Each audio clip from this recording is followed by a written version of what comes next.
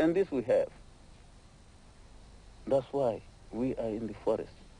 We'll remain so until that land is free.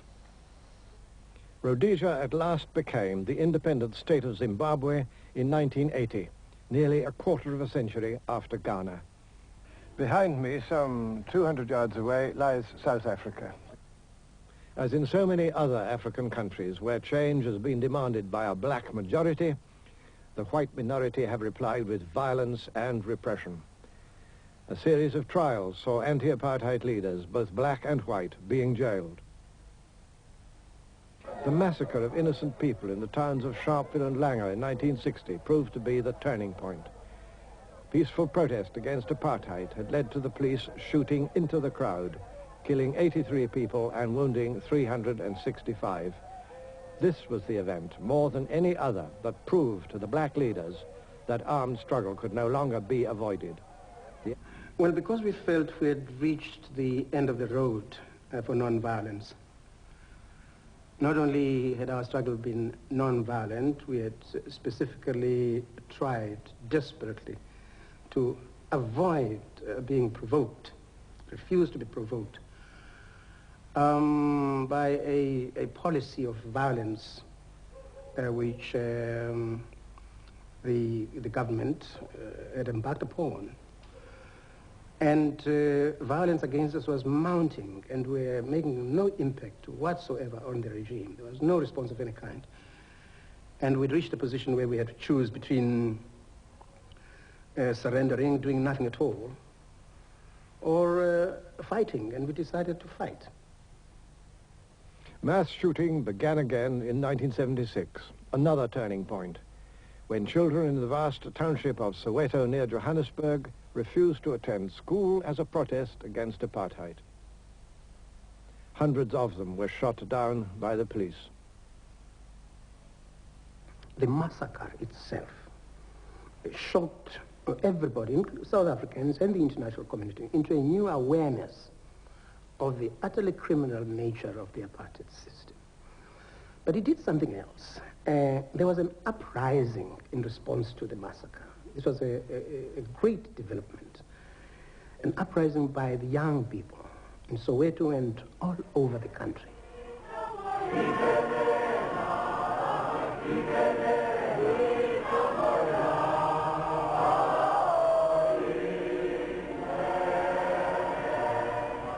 A year later, in circumstances which have never been satisfactorily explained, the popular student leader Steve Biko died in prison in Port Elizabeth of brain damage while he was being held in chains. At his funeral, every important strand of black opinion in South Africa came together in a united gesture of defiance.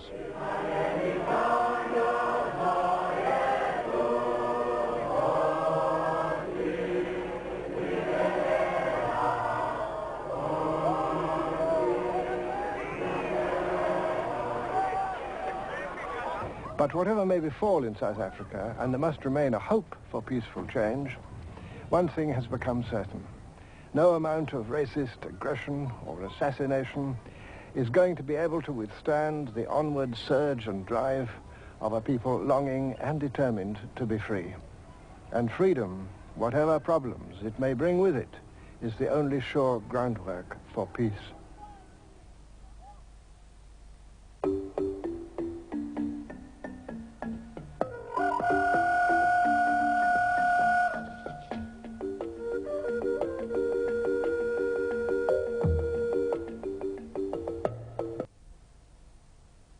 Evidence, they said, of Muslim war crimes. In the forest, workmen were unearthing bodies of Serb soldiers who they said had been tortured, then killed 4 months ago. A Serbian colonel gave this version of events. Look at the barbed wire with which they tied them up. This is their clothes. Look. This is where they cut their hands off and their heads. The bodies were so decomposed it was hard to tell whether they'd been tortured, as the Serbs alleged. The Serbs had other reasons, though, for displaying the bodies for journalists. The purpose of all this is to demonstrate why the Serbs don't want to let convoys...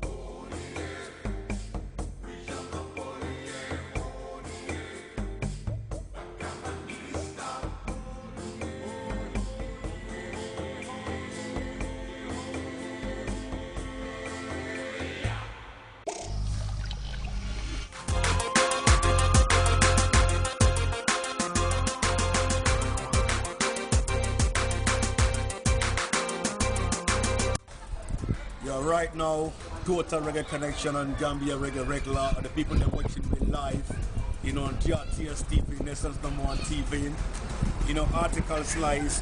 Today we're in Senegal live. This is Dakar. I'm in a place called Jopal, don't it? Dakar Jopal.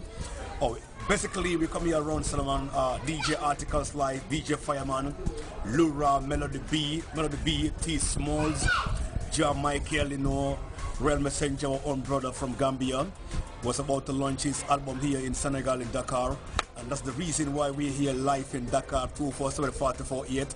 And right now, about to take a move and go meet all these big time people here. DJ Fireman, Ja Michael, Melody B. They're all here right now in Jopal. So right now, cameraman, just keep rolling. We go shit more to another level, man, yeah? Jopal with the Dakar, yeah? Nice. You coming? I don't know him.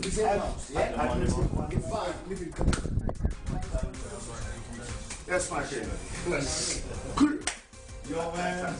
I like Jajo. So anyways. Yo, man. You see?